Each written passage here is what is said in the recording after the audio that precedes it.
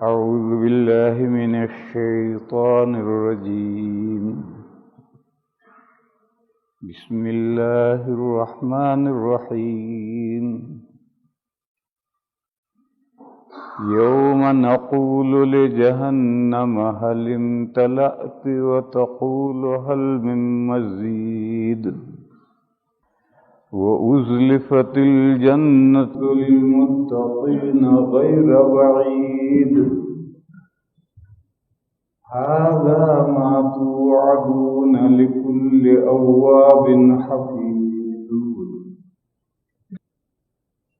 بزرگوں اور بھائیوں، دو دنیا ساتھ چل رہی، ایک ہماری یہ دنیا ہے اور ایک دوسری دنیا ہے جس کو ہم آخرت کہتے ہیں۔ الدنیا یہ ادنا کا مؤنث ہے اور ادنا کے معنی ہے اقرب، نزدیک، بہت زیادہ نزدیک، اور یہ صفت ہے موصوف کے قائم مقام کی گئی ہے۔ اصل پورا لفظ ہے الدار الدنیا، ورے کا گھر، نیئرسٹ، قریب کا گھر، پھر الدار کو حذف کر دیا اور الدنیا اس کے قائم مقام کر دیا۔ اسی طرح دوسرا لفظ ہے الآخرہ، اس کے معنی ہے پرے کا، فار اوے، وہ بھی موصوف کے قائم مقام ہے۔ اصل لفظ ہے الدار الآخرہ۔ قرآن کریم میں ہے تلک الدار الآخرۃ نجعلھا، دور کا گھر۔ یہ دو گھر ساتھ ساتھ چل رہے ہیں، ہماری یہ دنیا اور ادھر پرے کی دنیا، یہ دنیا دونوں ساتھ ساتھ چل رہی ہیں۔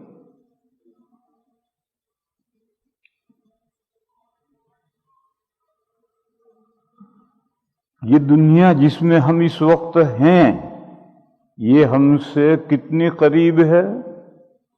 جتنی مچھلی سے تالاب قریب ہے۔ مچھلی تالاب کے اندر ہوتی ہے، چاروں طرف تالاب ہے، اسی طرح ہم اس دنیا کے اندر ہیں اور ہمارے چاروں طرف یہ دنیا ہے۔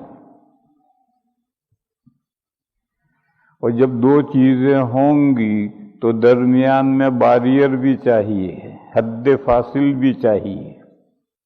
وہ درمیان میں جو حد فاصل ہے اس کا نام عالم برزخ ہے، اسی کا نام قبر کی زندگی ہے۔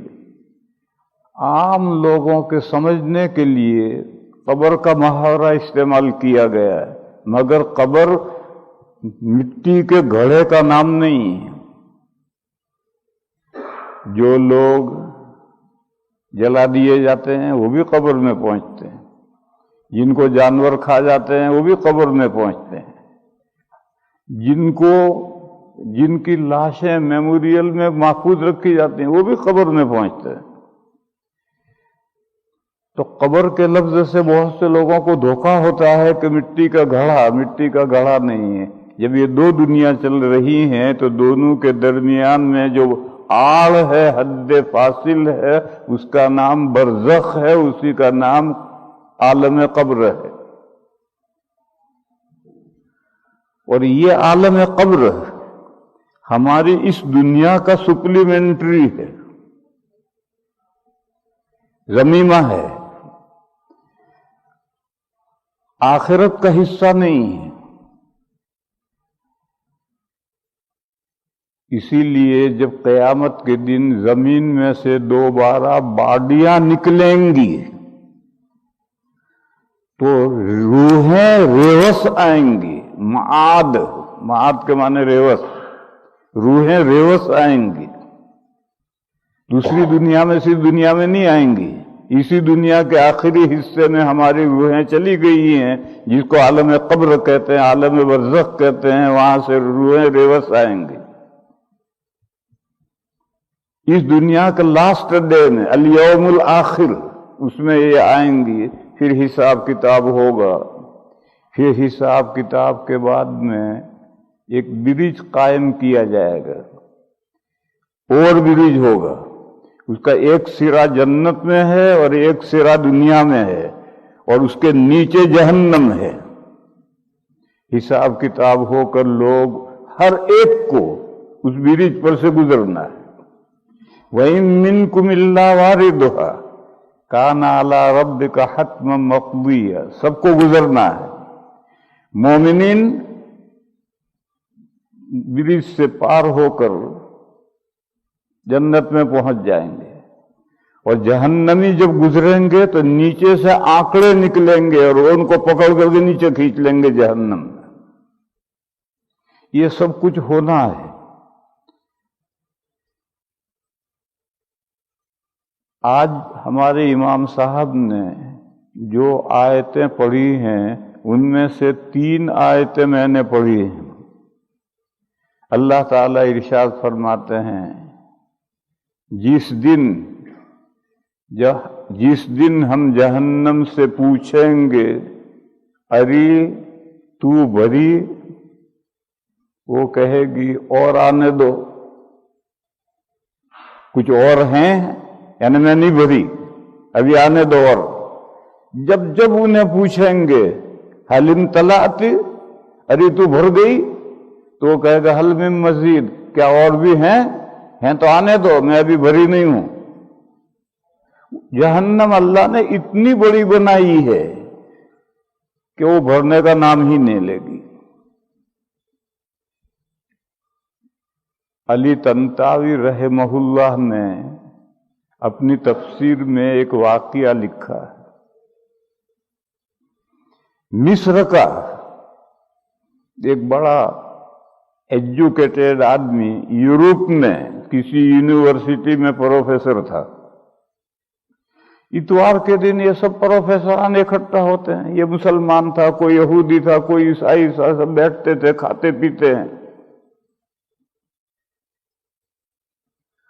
उस मजलिस में गुफ्तगू हुई कुरान करीम की बलागत पर, फसाहत पर, कि कुरान करीम ऐसा बलीग और फसीह है कि उसका कोई मुकाबला नहीं कर सकता।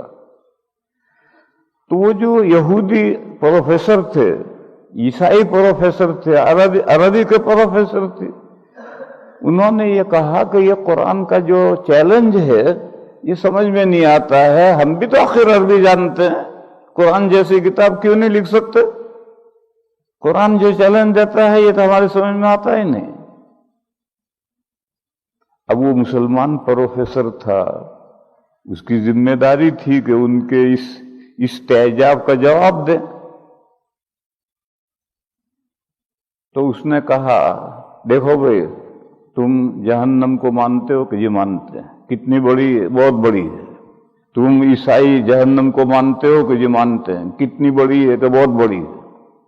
अच्छी बात है, एक सेंटेंस बनाकर लाओ अगले इतवार को, और उस जुमले में जहन्नम की जितनी से ज्यादा तुम वसअत बयान कर सकते हो करो। अगले जुमे तक, एक हफ्ते तक मौका है। अगले इतवार को सारे इकट्ठा हुए तो वो प्रोफेसर जुमले बना कर लाए, इन्ना जहन्नम लवसीअतुन, इन्ना जहन्नम लफसीअतुन, और पता नहीं क्या क्या जुमले बताए। जब उन्होंने सारे जुमले रख दिए तो उस मुसलमान ने कहा कि अब देखो कुरान जहन्नम की वसअत बयान करता है, सुनो। यौम नक़ूलु लिजहन्नम हल इम्तलअत व तक़ूलु हल मिन मज़ीद। तो तमाम प्रोफेसरों ने कहा कि हमारे ये सारे जुमले मिलकर इस आयत की गर्दे पा को नहीं पहुंच सके। तो अल्लाह ने जहन्नम इतनी बड़ी बनाई है कि जिसका अंदाजा ही इंसान नहीं कर सकता। हदीस शरीफ में है کہ جب جہنم بھرنے کا نام ہی نہیں لے گی تو اللہ جل شانہ و عم نوالہ اپنا قدم جہنم پر رکھیں گے، جس سے جہنم سکڑ جائے گی اور کہے گی قط قط قط قط، بھر گئی بھر گئی بھر گئی۔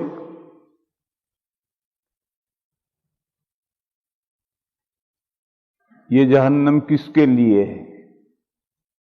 ہم سب جانتے ہیں کس کے لیے ہے، ہمیں اس سے اس وقت تو کچھ نہیں لینا۔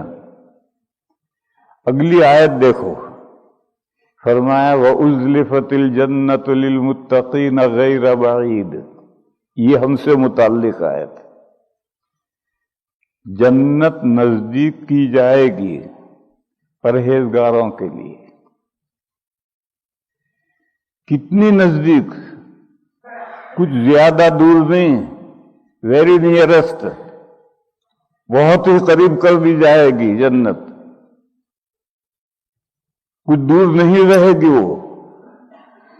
جنت جہاں ہے وہیں ہے، جہنم جہاں ہے وہیں ہے، لیکن اس وقت دو دنیاؤں کے درمیان میں پارٹیشن ہے، اس لیے ہمیں یہاں سے جنت اور جہنم نظر نہیں آ رہی ہیں، دونوں دنیاؤں کے درمیان میں اللہ نے پارٹیشن کر رکھا ہے۔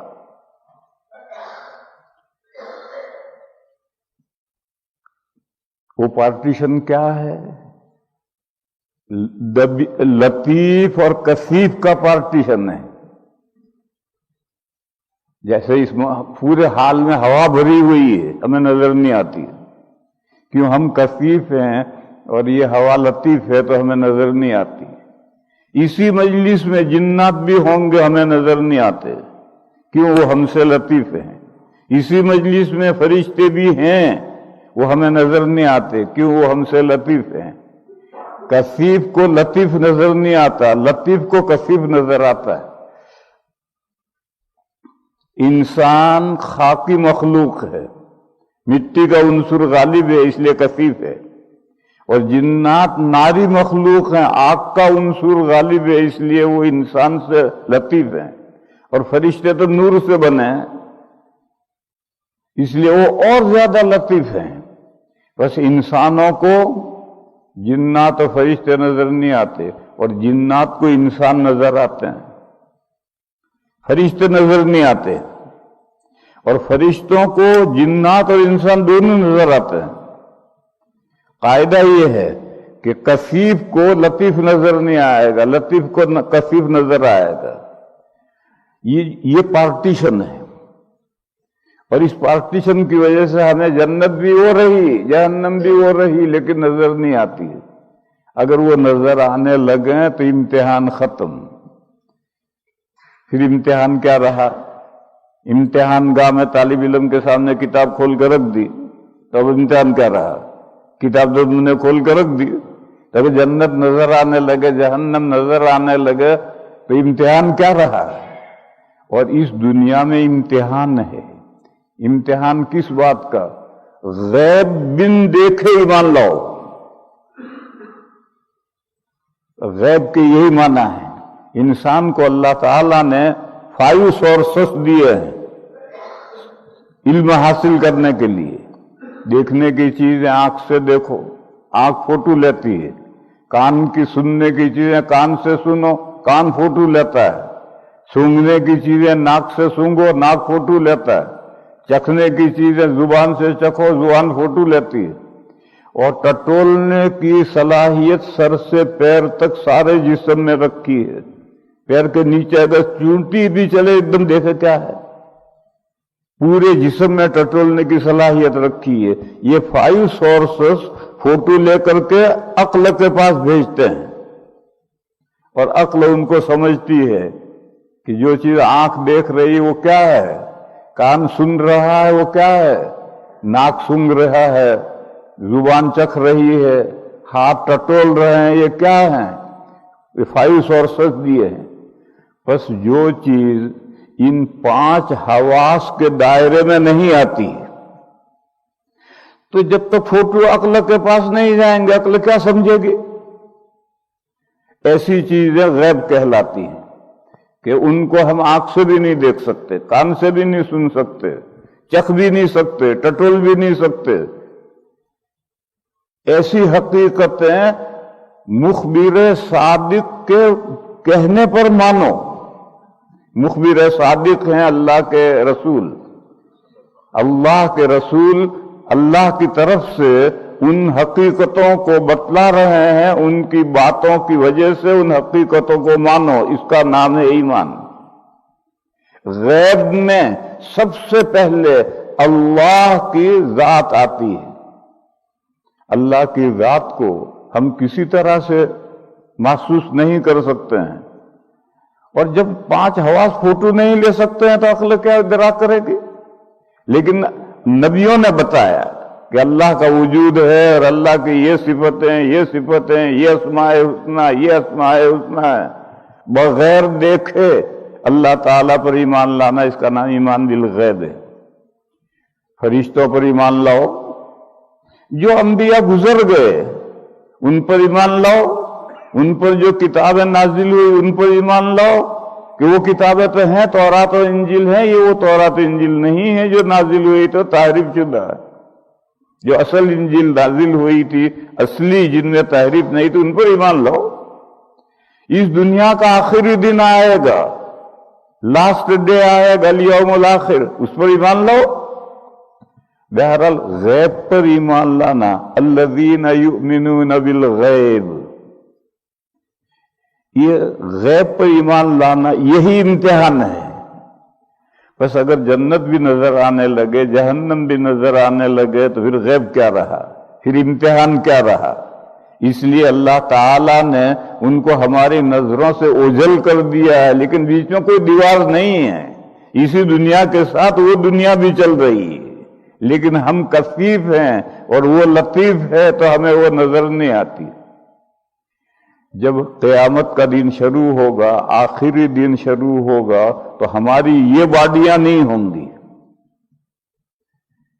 جسم سے نئی باڈیاں نکلیں گی اور اس میں روحیں واپس آئیں گی. اور حدیث شریف میں ہے کہ ہر انسان کا قد دادا آدم کے قد کے مطابق ہوگا، ہمارے ہاتھ سے 60 ہاتھ. اور جب اتنا لمبا ہوگا تو موٹا تازہ بھی ایسا ہی ہوگا، اور کوہ بھی ایسے ہی مضبوط ہوں گے. اسی صورت پاک میں ہے کہ فَبَصَرُكَ الْيَوْمَ حَدِيدٌ، قیامت کے دن جب دوبارہ تو پیدا ہوگا تو تیری نگاہ نہایت تیز ہوگی، کان بھی تیز، آنکھیں بھی تیز، تمام قوہ تیز. جب آنکھیں تیز ہو گئی تو اب وہ جو لطیف ہے وہ بھی میدان محشر میں سے نظر آنے لگے گا. یہ جنت رہی، یہ جہنم رہی، دونوں نظر آنے لگیں. جب یہ نظر آنے لگیں گے، اور قیامت کا دن بڑا لمبا دن ہے. الیوم الاخر، اس دنیا کا جو لاسٹ ڈے ہے، یہ بہت لمبا دن ہے. کتنا لمبا ہے اللہ جانے. سورہ معارج میں ایک آیت ہے، تعرج الملائکۃ والروح الیہ فی یوم کان مقدارہ 50,000 سنہ فاصبر صبرا جمیلا انہم یرونہ بعیدا ونراہ قریبا. جب روح اور فرشتے اللہ کی طرف چڑھیں گے ایک ایسے دن میں کہ جو 50,000 ایئرز کا ایک دن ہے، اس دن میں یہ سب فرشتے اور روحیں اللہ کی طرف چڑھیں گے.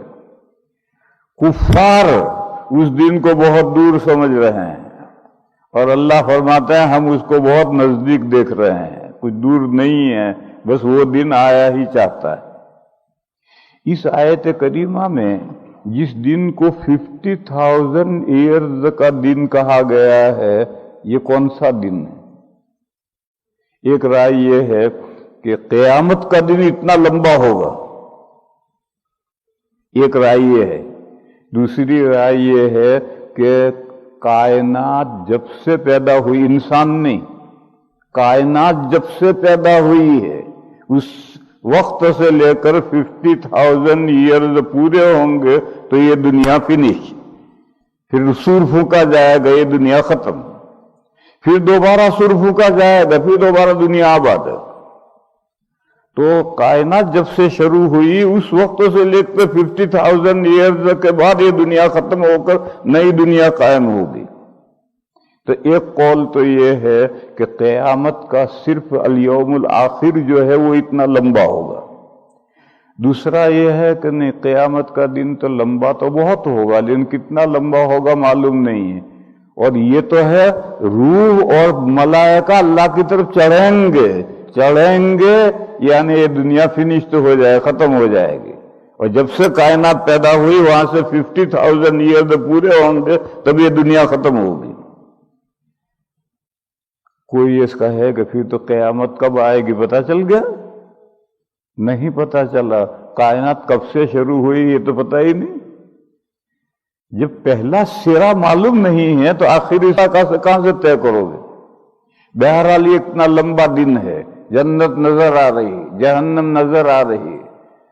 جہنم تو کافروں کو دیکھ دیکھ کر کے خون خشک ہوگا، اور جنت دیکھ دیکھ کر کے اہل ایمان خوش یہ جنت میں ہم پہنچیں گے۔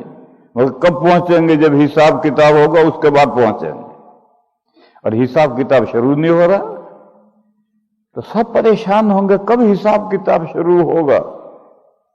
تو تمام امتوں کے صالحین نیک بندے اکٹھا ہو کر کے دادا آدم کے پاس جائیں گے۔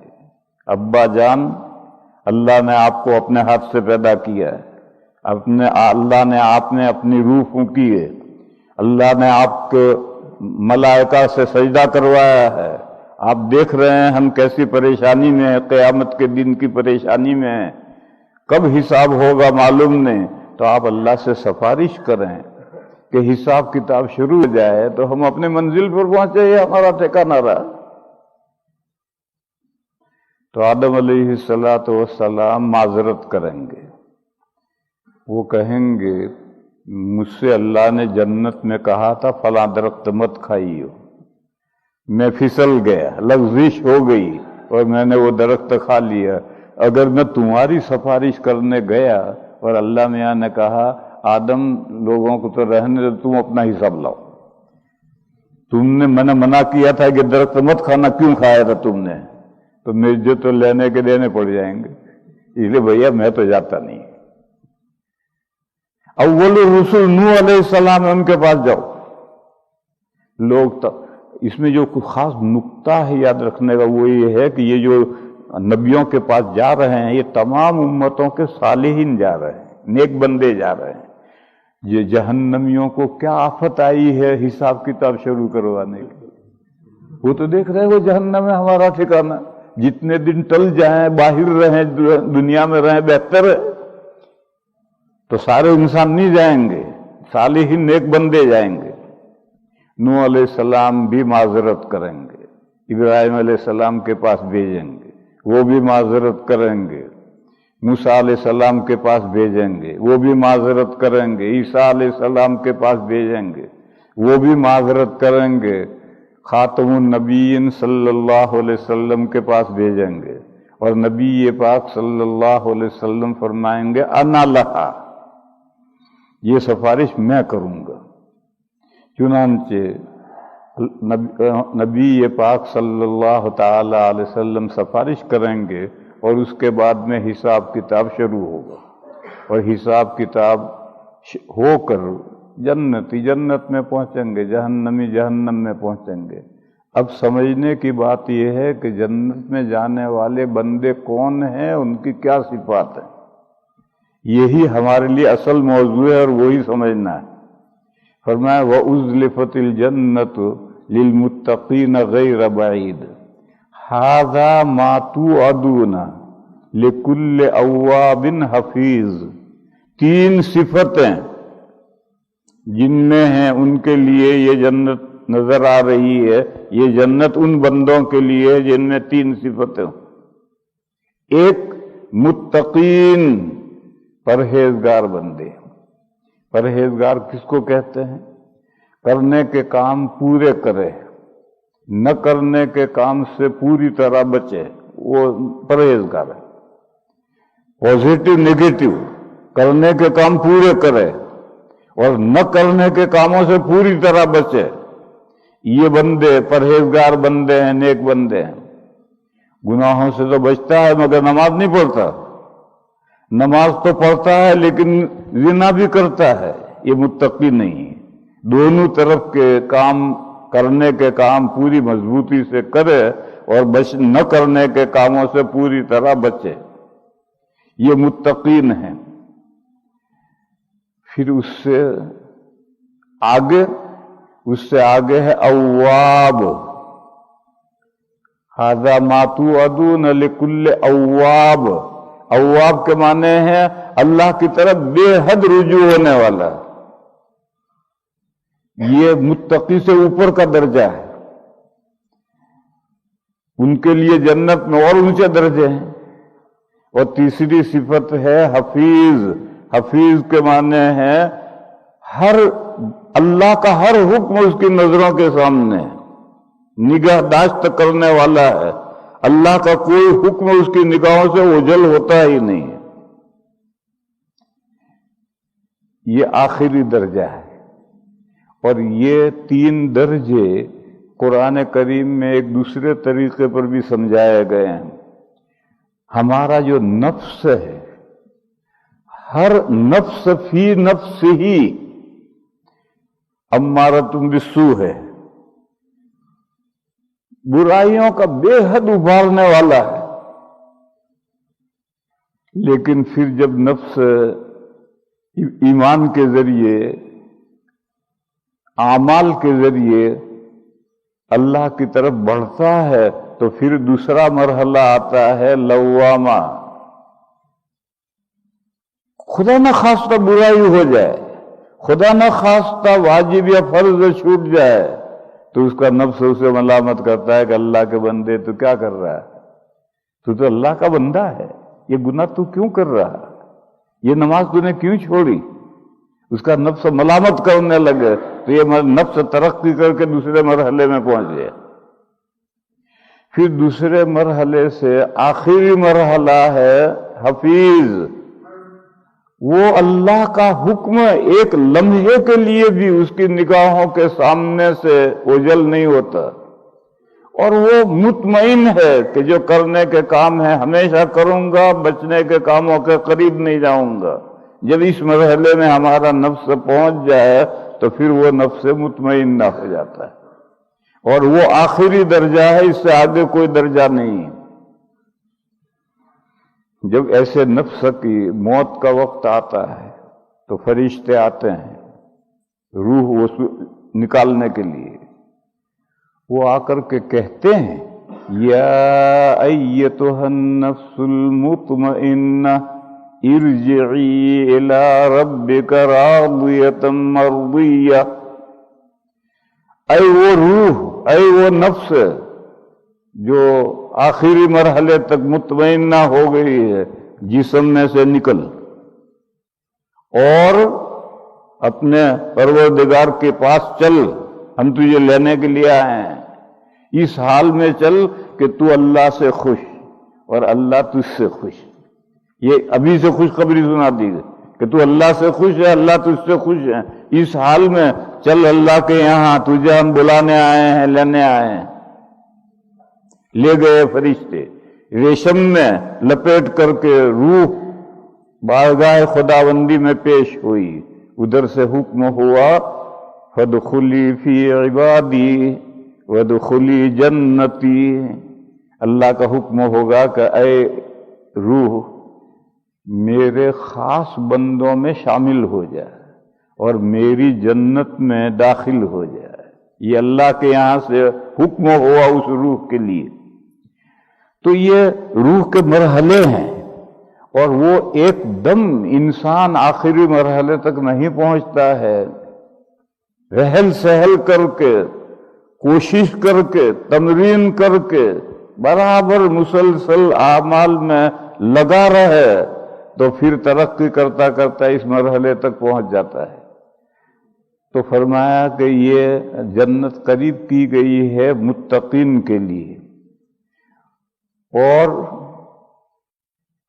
اس جنت کا وعدہ ہے اوابین سے، اللہ کی طرف رجوع ہونے والے بندوں سے، اور ان بندوں سے وعدہ ہے جن کے پیش نظر ہر وقت اللہ کے احکام رہتے ہیں، وہ اللہ کے تمام احکام کے ہر وقت نگہداشت کرنے والے ہیں۔ یہ ان 3 آیتوں میں یہ مضمون بیان کیا گیا ہے۔ لہذا میرے بھائیوں، ہم میں سے ہر بندے کو جو جس مرحلے میں ہے، امارتم بالسوء تو شاید یہاں نہیں ہے، وہ تو دنیا میں گھوم رہے ہیں، کہیں پڑے ہیں۔ یہاں تو اللہ کے وہ بندے جمع ہیں جن کو نفس اٹھا کر لایا ہے کہ چل بے نماز فجر کا وقت ہوا۔ تو ہم سب اگر نماز رہ جاتی ہے تو ہم کو افسوس ہوتا ہے کہ ہماری آج جماعت چھوٹ گئی، آج ہماری نماز قضا ہو گئی۔ یہ جو ہم افسوس ہوتا ہے، یہی نفس ملامت کرتا ہے۔ اس نفس کو میرے بھائیوں ترقی دینی چاہیے، اور ترقی کیسے ہوگی؟ اعمال سے ہوگی، پازیٹو نیگیٹو، کرنے کے کام کرنے سے اور نہ کرنے کے کاموں سے بچنے سے، اسی سے نفس کی ترقی ہوگی۔ نفس بچے کی طرح ہے، جیسا اس کو تم ڈالنا چاہو گے ایسا وہ ڈلے گا۔ بس نفس کی تربیت کرنی چاہیے، اور ہمیشہ اللہ کے ان احکام پر جن کا قرآن و حدیث میں ہمیں حکم دیا ہے اور جن کو ہم سب جانتے ہیں، اللہ کے ان احکامات کو ہم جانتے ہیں، کرنے کے احکام کو بھی جانتے ہیں، بچنے کے احکام کو بھی جانتے ہیں، ان پر آدمی مسلسل مداومت کرے اور کوشش کرے تو پھر وہ اللہ کا ولی بنتا ہے۔ ولی اسی وقت بنتا ہے جب اعمال پر نفس مطمئن ہو جائے اور وہ گھٹی میں پڑ جائیں، اعمال کرنے کے اور نہ کرنے کے اعمال گھٹی میں پڑ جائیں تو ولی بنتا ہے۔ ولی کے معنی اللہ کا دوست۔ اللہ کا دوست وہ ہے کہ جس کے دل میں کبھی کوئی برائی کا وسوسہ نہ آئے۔ اب وہ نفس مطمئن ہو گیا، اپنی حالت آخری حالت پر مطمئن ہو جائے تو وہ اللہ کا ولی اور اللہ کا دوست بن جاتا ہے۔ اور ان کے بارے میں اللہ کا ارشاد ہے، الا ان اولیاء اللہ لا خوف علیہم ولا هم یحزنون۔ سنو، جو اللہ کے دوست ہیں ان کو نہ کوئی ڈر، نہ وہ غمگین ہوتے ہیں۔ ڈر آگے کا ہوتا ہے، غم پیچھے کا ہوتا ہے۔ جب دنیا سے وہ گزرتے ہیں آگے کا کوئی ڈر نہیں، کیوں؟ فرشتوں نے کہہ دیا ہے اپنے پروردگار کے پاس چل، ڈرا لے کہ تو اپنے پروردگار سے خوش ہے اور پروردگار تجھ سے خوش ہے، اب آگے ڈر کا بات، کس بات کا؟ قرآن کریم میں ہے ان الذین قالوا ربنا اللہ ثم استقاموا، بے شک وہ لوگ جنہوں نے یہ کہا کہ ہمارا رب اللہ ہے، اور جب اللہ کو معبود اور رب مان لیا اور اس کے اوپر وہ اسٹیڈ فاسٹ ہو گئے، مضبوط ہو گئے، یعنی اللہ کو رب ماننے کے جو تقاضے ہیں، کرنے کے کام نہ کرنے کے کام، ان پر آدمی مطمئن ہو گیا تو ان پر موت کے وقت میں فرشتے اترتے ہیں، روح لینے کے لیے فرشتے آتے ہیں، تتنزل علیہم الملائکہ، اور فرشتے آ کر کہتے ہیں چل لا خوف علیکم ولا انتم تحزنون ان الذین قالوا ربنا اللہ ثم استقاموا تتنزل علیہم الملائکۃ اللہ تخافوا ولا تحزنوا وَأَبْشِرُوا بِالْجَنَّةِ الَّتِي كُنْتُمْ تُوعَدُونَ، اور جس جنت کا تم سے دنیا میں وعدہ کیا گیا تھا بس اس جنت کے ملنے کا وقت آ گیا ہے، اس کی خوشخبری سن لے اور چل۔ پھر وہ یہ کہتے ہیں کہ ہم نئی جگہ پر جائیں گے تو ہمارے سب وہاں امیگریشن کے فارم کون بھرے گا؟ تو کہتے ہیں نحن اولیاؤکم،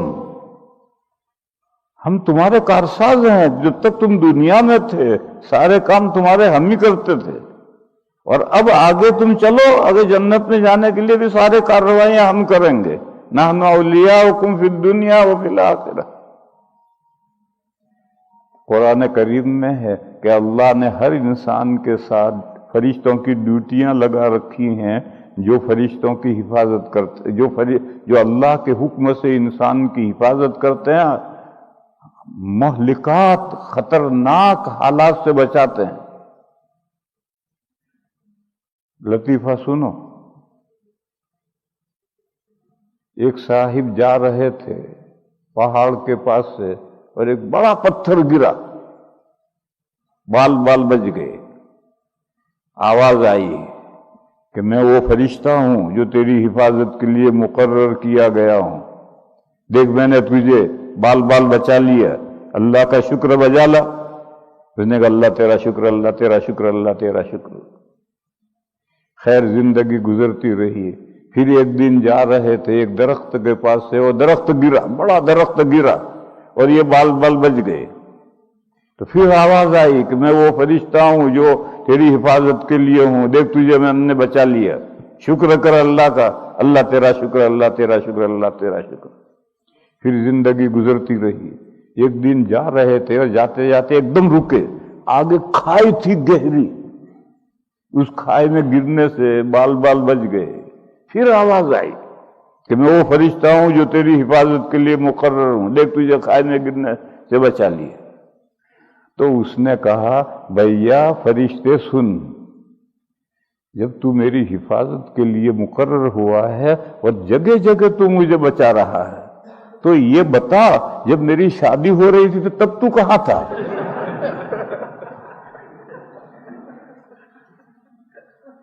لا حول ولا قوت۔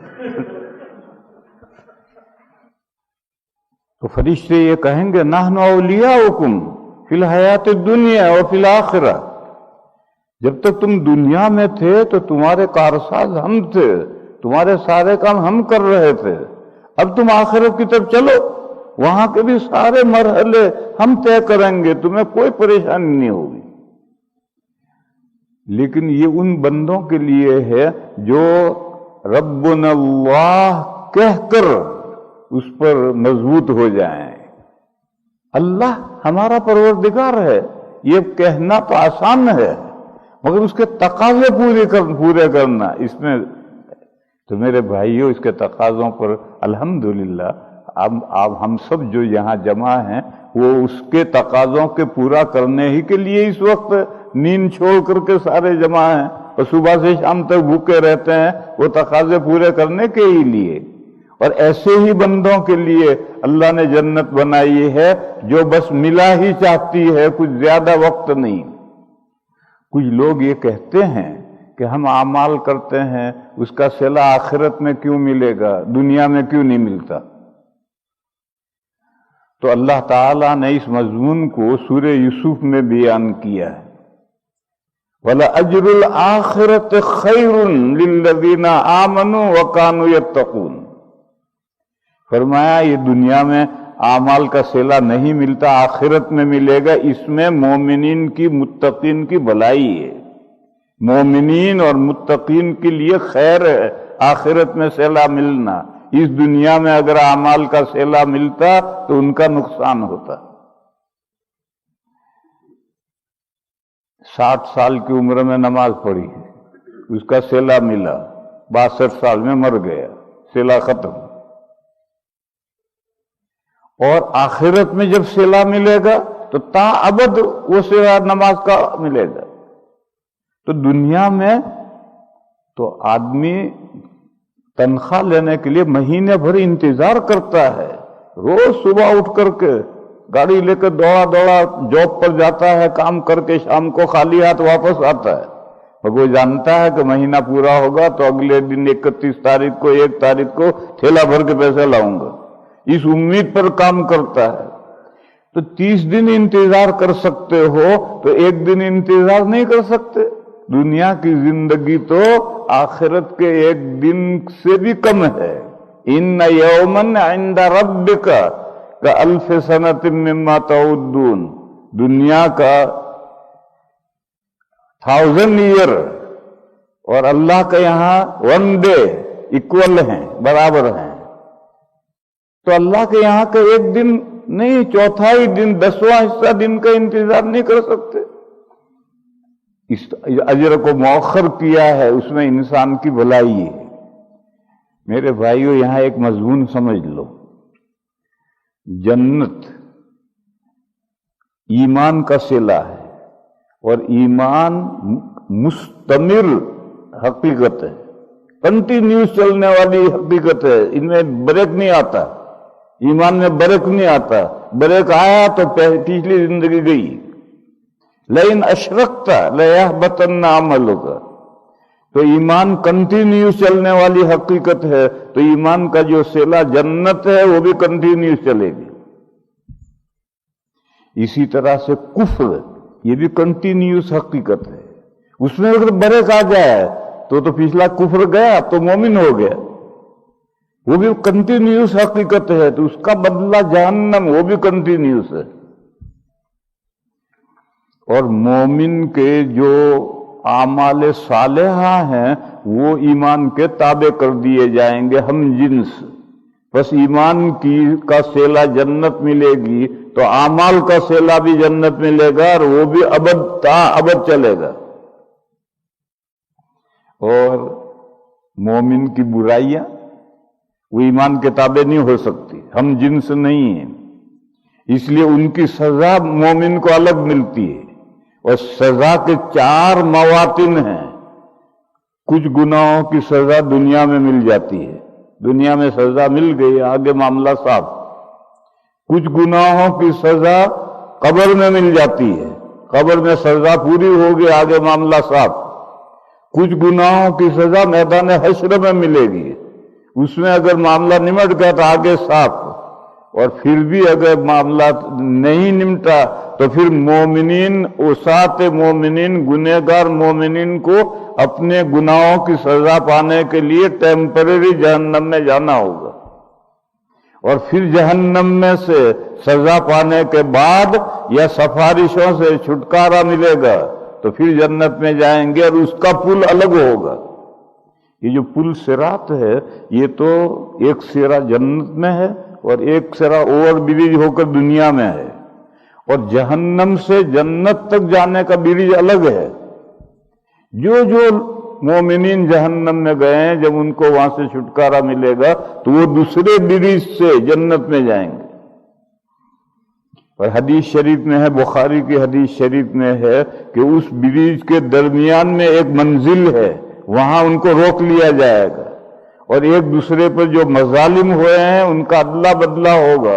اس کے بعد جب پاک صاف ہو جائیں گے تب اس برج سے جنت میں جائیں گے۔ تو بہت سی حدیثیں ہیں، کچھ گناہوں کی سزائیں اسی دنیا میں ملتی ہیں، جیسے ماں باپ کے ساتھ بدسلوکی کی تو اسی دنیا میں اس کی بھگتنا ہے۔ اور عذاب قبر کی تو حدیثیں ہیں ہی، وہ تو اجماعی مسئلہ ہے، عذاب قبر۔ یہ جو قبر میں عذاب ہوگا، حضرت شاہ ولی اللہ صاحب علیہ الرحمہ نے الفوز الکبیر میں ایک حدیث لکھی ہے، جو حدیث مجھے آج تک نہیں ملی، لیکن حضرت شاہ صاحب کچی گولیاں کھیلے ہوئے نہیں ہیں۔ حدیث لکھی ہے کہ نبی پاک صلی اللہ تعالی علیہ وسلم نے فرمایا کہ میری امت کا بیشتر عذاب قبر میں نمٹ جائے گا، بس آگے میدان قیامت میں جہنم میں نہیں جانا پڑے گا۔ بیشتر کچھ رہ گئے وہ میدان قیامت میں سزا پائیں گے، جہنم میں جائیں گے، لیکن اکثر کی سزا قبر میں نمٹ جائے گی۔ تو جیسے دنیا میں سزا ملتی ہے، ایک حدیث ہے، بعض بندوں کے لیے اللہ نے جنت میں ایک مقام طے کیا ہے، وہ اپنے عمل سے اس مرتبے تک نہیں پہنچتے، اور بعض بندوں کے ساتھ اللہ کو خیر منظور ہے اور انہوں نے گناہ کر رکھے ہیں، تو اللہ تعالیٰ زندگی کے آخر میں ان کو بیماریوں میں، الاؤں میں، بلاؤں میں مبتلا کرتے ہیں اور صبر کی توفیق دیتے ہیں۔ پھر جب وہ گناہوں سے پاک صاف ہو جاتا ہے تب اللہ اسے اٹھاتے ہیں۔ تو دنیا میں سزا دے دی اللہ نے، یہ تو رحمت ہوئی۔ ایسے قبر میں اللہ نے معاملہ نمٹا دیا، یہ تو رحمت ہوئی۔ تو میں یہ سمجھا رہا تھا کہ اعمال صالحہ تو ایمان کے تابع کر دی جائیں گے، اس کا صلہ اس دنیا میں نہیں، تو آخرت میں جنت میں ملے گا۔ اور آخرت میں اور دنیا میں دیکھ کے 4 چاول تو چکھائے جا سکتے ہیں، لیکن وہ ہر ایک کو نہیں چکھائے جا سکتے ہیں، دادا کو چکھائے جاتے ہیں۔ جب شادی ہوتی ہے اور کھانا پکتا ہے، سب لوگ بیٹھے ہوتے ہیں، دیگیں تیار ہوتی ہیں، تو پلیٹ میں 4 دانے چاول کے نکال کر جو سب سے بوڑھا ہوتا ہے دادا، اس سے کہ دادا ذرا چکھیو نمک مرچ کیسا ہے۔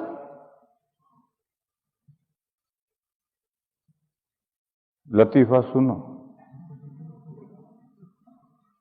شادی ہو رہی تھی، حلوہ پک رہا تھا، بڑی دیگ۔ ایک دادا کھانے میں بہت مشہور تھے، بڈھا کھانے میں بڑا مشہور، تو 5 کلو پلیٹ میں تول کر حلوہ نکال کر دادا کو دیا کہ دادا ذرا چکھنا۔ نہیں، دادا کھا گئے، کہنے لگا بھی کچا ہے۔ خیر پکتا رہا پکتا رہا، پھر 5 کلو دیا، تو دادا اب چکھنا، تو دادا کھا گئے اور کہنے لگے ہاں ٹھیک ہے۔ پھر اس کے بعد کہا دم دے دو، حلوے کو دم دے دو، ٹھیک ہے دم دے دو، دم دے دیا۔ پھر جب دم ہو گیا تو پھر 5 کلو تول کر دیا، دادا چکھنا، تو دادا نے آدھا کھایا اور آدھا واپس کیا، کہنے لگا بالکل ٹھیک ہے، اب کھانے کے لیے اٹھو، میں بھی اٹھتا ہوں۔ وہ کھانے کے لیے دادا اٹھیں گے۔ تو ایسے دادا کو چکھایا جاتا ہے 4 چاول، ہر ایک کو نہیں چکھایا جاتا۔ اور یہ مضمون بھی سورہ یوسف میں اسی آیتوں میں ہے۔ یوسف علیہ السلام کا جو واقعہ ہے، اس واقعے کو اللہ نے 2 جگہ بریک کیا ہے اور وہاں نصیحتیں ابھاری۔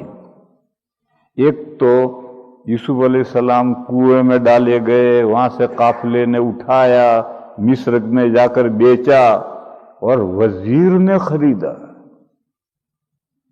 مصر کے بادشاہ کا جو وزیر تھا اس نے خریدا، اور خرید کر غلام کے طور پر خرید کر گھر لے جا کر بیوی سے کہا اکرمی مثوا، اس کو ڈھنگ سے رکھ، رسپیکٹ کے ساتھ رکھ، احترام کے ساتھ رکھ، ہماری اگر اولاد نہ ہوئی تو ہم اس کو بیٹا بنا لیں گے، اور اولاد ہو گئی تو انشاءاللہ یہ ہمارے کام آئے گا، بہت اچھی طرح سے رکھو اسے۔ ایک تو وہاں واقعہ روکا ہے۔ فرمایا کہ اللہ کے اختیار میں سب کچھ ہے۔ دیہات کا جنگل کا رہنے والا ایک بچہ کس طرح سے کنویں میں ڈالا گیا، کس طرح سے قافلے نے اٹھایا، کس طرح مصر کے وزیر کے گھر میں پہنچ گیا۔ ایسا کیوں کیا؟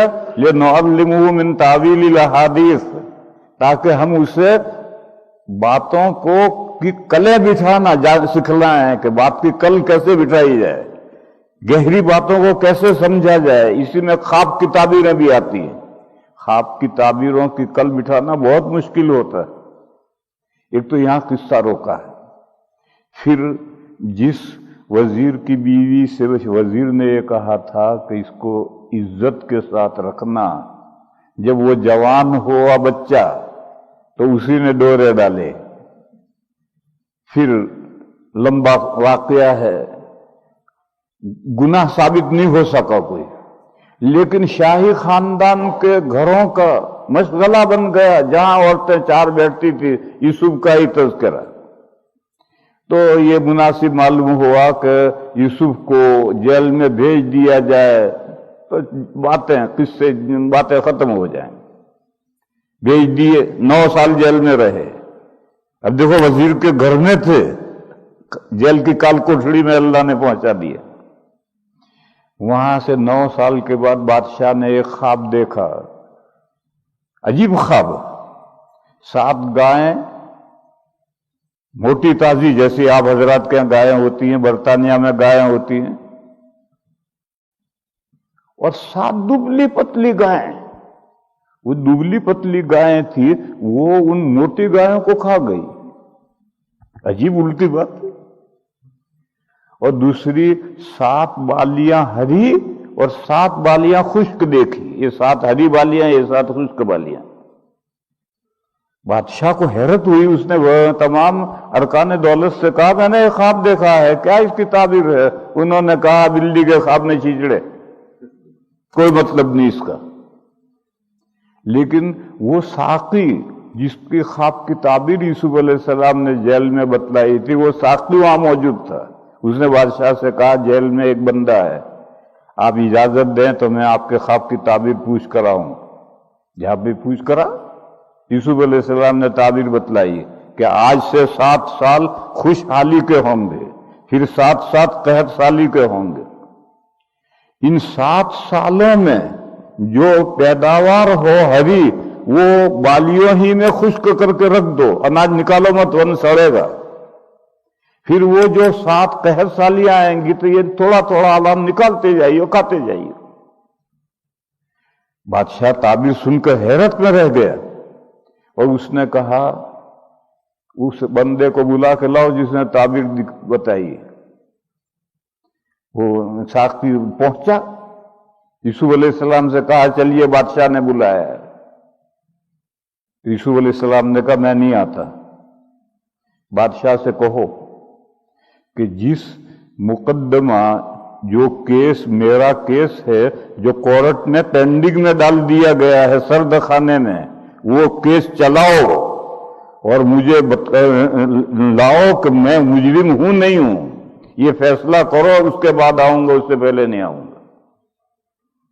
نبی پاک صلی اللہ تعالی علیہ وسلم نے یوسف علیہ السلام کی پامردی کی تعریف کی اور فرمایا میں ہوتا تو رسول کے ساتھ چل دیتا. حضرت یوسف نہیں گئے، میرا پہلا جو پینڈنگ میں میرا مقدمہ ہے وہ چلاؤ، میں مجرم ہوں یا نہیں ہوں یہ ثابت کرو. بادشاہ نے کورٹ میں سے وہ مقدمہ اپنے پوری فائل اپنی دربار میں منگوا لی، اور مقدمے کا جو فریق تھا عزیز مصر اور مصر کی ساری عورتیں سب کو بلایا. بتاؤ یوسف کے بارے میں کیا کہتی ہو، کیا جانتی ہو؟ تو سب نے کہا وہ فرشتہ تھا، کوئی برائی اس میں نہیں تھی. تب وزیر کی بیوی کو کھلنا پڑا اور اس نے کہا وہ سچا ہے، میں نے ڈورے ڈالے تھے. مقدمہ فائنل ہو گیا. اس جگہ پر اللہ پاک نے یہ ارشاد فرمایا ہے، یوسف علیہ السلام نے کہا ذَلِكَ لِيَعْلَمَ أَنِّي لَمْ أَخُنْهُ بِالْغَيْبِ. یہ میں نے مقدمہ اس لیے نہیں چلوایا کہ میں اپنے آپ کو بہت زیادہ پاکیزہ سمجھتا ہوں، بے گناہ سمجھتا ہوں، اس لیے میں نے مقدمہ نہیں چلوایا.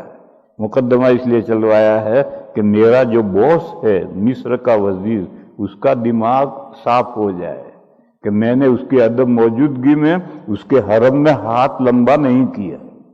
ذَلِكَ لِيَعْلَمَ عزیز مصر انی لم اخنہ بالغیب ان اللہ لا یہدی کید الخائنین.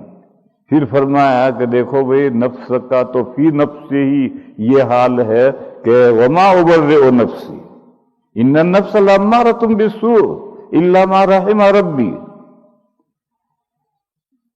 پھر یوسف علیہ السلام کو اطلاع دی گئی کہ آپ بے گناہ ہیں.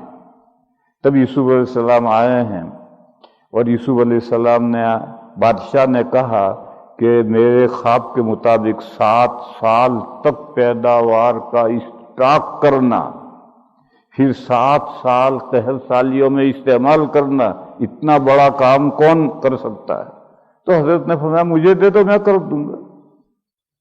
اب سارے ملک کی پیداوار پر کنٹرول کرنا اور اس کو جگہ جگہ محفوظ کروانا، پھر اگلے سالوں میں اس کو استعمال کرنا.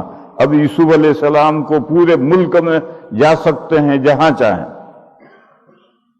تو قرآن نے یہاں قصہ پھر روکا اور یہ کہا کہ وَكَذَلِكَ مَكَّنَّا لِيُوسُفَ فِي الْأَرْضِ. ابھی جیل کے کال کوٹھڑی میں پڑے تھے، اب پورے ملک مصر کے اندر جہاں چاہیں گھومے پھریں. وَكَذَلِكَ مَكَّنَّا لِيُوسُفَ فِي الْأَرْضِ.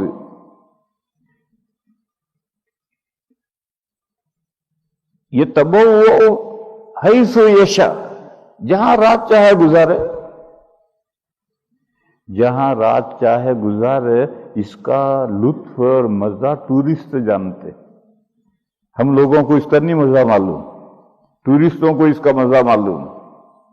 پورے ملک میں جہاں چاہے آج یہاں ہے، کل وہاں ہے، کل وہاں ہے، کل وہاں ہے.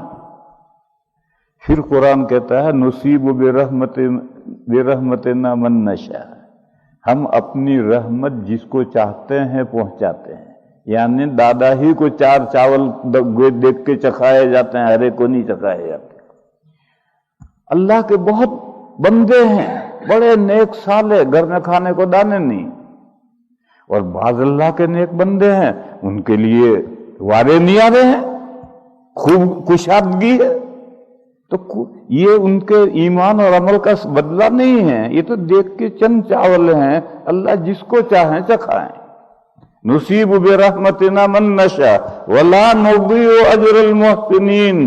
نیکوکاروں کا بدلہ ہم ضائع نہیں کرتے، ضائع نہیں کرتے. کب دیں گے؟ وَلَأَجْرُ الْآخِرَةِ خَيْرٌ لِلَّذِينَ آمَنُوا وَكَانُوا يَتَّقُونَ. ان کو آخرت میں ہم اجر دیں گے، اور آخرت میں اجر کا دینا ان کے لیے اچھا ہے. دنیا میں اجر دیا جائے گا تو ان کا نقصان ہوگا. بہرحال ایمان حقیقت مستمرہ ہے، اس کا صلہ جنت بھی ابدی ہے. اور اعمال صالحہ ایمان کے تابع کریں گے، اس کا صلہ جنت میں جا کر ملے گا، تابد رہے گا. اور گناہ مومن کے وہ ایمان کے تابع نہیں ہو سکتے، وہ ہم جنس نہیں ہیں، خلاف جنس ہیں. تو ان گناہوں کی سزائیں 4 مواطن میں اس کو دے کر نمٹا دیا جاتا ہے. اور کفر وہ بھی حقیقت مستمر ہے، اس کی سزا جہنم. اور کافر کی جو بد اعمالیاں ہیں وہ اس کے کفر کے تابع کر دی جائیں گی، اور جہنم میں جا کر اس کفر کی ان بد اعمالیوں کی سزا ملے گی تو وہ سزا بھی تابد ہے. اور کافر نے جو نیک کام کیے ہیں وہ کفر کے تابع نہیں ہو سکتے، وہ ہم جنس نہیں ہیں. تو حدیث شریف میں ہے کہ کافر کو اس کی نیکیاں یہیں دنیا میں کھلا دی جاتی ہیں. کافر نے جو نیک کام کیے ہیں، کافر بڑے بڑے نیک کام کرتے ہیں، مسلمانوں سے بھی آگے ہیں. ابھی گرمیاں شروع ہوں گی تو انڈیا کے ہر چھوٹے بڑے اسٹیشن پر برف کا پانی پلانے والے ہندو ہوں گے، ہندو تنظیمیں ہوں گی. اور گاڑی آ کر رکی تو بالٹیاں لے لے کر ڈبے ڈبے ہو جائیں گے، جو جتنا پانی مانگے اتنا دیں گے. کوئی مسلمان تنظیم نہیں جو یہ کام کرے گا. تو بڑے خیر کے کام کرتے ہیں، ان کا صلہ اسی دنیا میں ان کو دے دیا جاتا ہے. آخرت میں کچھ نہیں ہے. قرآن نے کہا مثل الذین کفروا اعمالهم کسراب بقیعہ یحسبہ الظمآن ماء حتی اذا جاءہ لم یجدہ شیئا ووجد اللہ عندہ فوفاہ حسابا. کافر بڑا امیدیں باندھے ہوئے ہیں، میں نے دان پن کر رکھے ہیں، یہ آخرت میں میرے کام آئیں گے. مرنے کے بعد میں اللہ فرماتے ہیں اس کا جو دان پن ہے یہ چمکتی ریت ہے. بیابان میں پیاسا ہو رہا ہے، پانی نہیں ہے، دور چمکتی ریت ہے، ایسا نظر آیا جیسے دریا ٹھاٹھے مار رہا ہے. وہ بڑا پور امید کہ وہاں جاؤں گا پانی ملے گا. تو کافر کے جو اعمال ہیں وہ چمکتی ریت کی طرح ہیں. بڑی امیدیں باندھ کر مرنے کے بعد جب اس کے پاس پہنچا تو وہاں کچھ نہیں ہے، پانی وانی کچھ نہیں ہے. اللہ نے کہا آیا حساب لے، حساب دے، تیری نیکیوں کا صلہ تو تجھے دنیا میں کھلا دیا، آگے کا حساب لا. تو کافر کے نیک اعمال کا صلہ دنیا میں دے دیا جاتا ہے. آگے پھر عذاب ہی عذاب ہے، ہر مرحلے میں اس کے لیے عذاب ہی عذاب ہے. تو کفر حقیقت مستمرہ، اس کا سزا جہنم، اور برے اعمال کفر کے تابع. اور نیک اعمال کا سیلا دنیا میں کھلا دیا، اور مومن کا اس کا وہ ہے۔ لہذا میرے بھائیوں، بات پھیل گئی، بات زیادہ دور تک چلی گئی۔ اصل تو بات یہ ہے کہ ہم کوشش یہ کریں کہ ہم ترقی کریں ایمان میں۔ اللہ نے ایمان کی دولت تو ہمیں دی ہے، اس میں ترقی کریں۔ لوگ میرے پاس آتے ہیں ملاقات کے لیے تو چلتے وقت کہتے ہیں حضرت دعا کرنا ایمان پر خاتمہ ہو۔ تو میں ان سے کہتا ہوں صحابہ نے ایک دوسرے سے یہ دعا کروائی ہے؟ ایمان کی صحابہ سے زیادہ تجھے فکر کیوں ہے؟ ہم نے کوئی روایت نہیں پڑھی کہ صحابہ نے ایک دوسرے سے یہ دعا کروائی ہو کہ میرے لیے دعا کرنا ایمان پر خاتمہ ہو۔ تجھے کیوں اتنی فکر پڑی ہے؟ پھر میں اسے سمجھاتا ہوں کہ دیکھ، ایمان اعمال کے ساتھ مربوط ہے۔ اگر تو اعمال پر مضبوط ہے تو ایمان پر خاتمہ ہوگا، اور اگر تیرے اعمال ہی گڑبڑ ہے تو میری دعا سے کچھ نہیں ہوگا۔